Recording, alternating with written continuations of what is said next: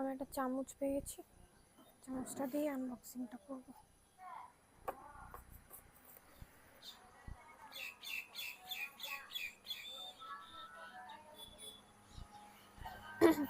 সাথে এখানে কয়েকটা হেডফোনের ওই মানে কি বলবো, ওই ছোটো ছোটো যেগুলো থাকে, কিছু একটা বলে ওটাকে, আমার মনে নেই নাম, ওটা আছে। আর এটা একটা গাইডলাইন না কি বলে, তো ওটাই আছে। তো আমি এটাকে ঢুকিয়ে রেখে দিই। হেডফোনটা আমাকে এখন ট্রাই করতে হবে।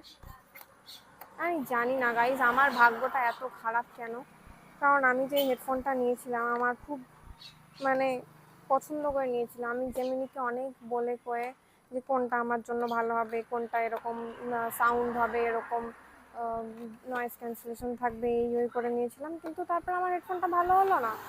তো আমার খুব দুঃখ হয়েছিল গাইজ। তো যাই হোক, এখন এই হেডফোনটা যদি ভালো হয় তাহলে আমার খুবই ভালো লাগবে। আমি এখনও জানি না কেমনই হবে এটা।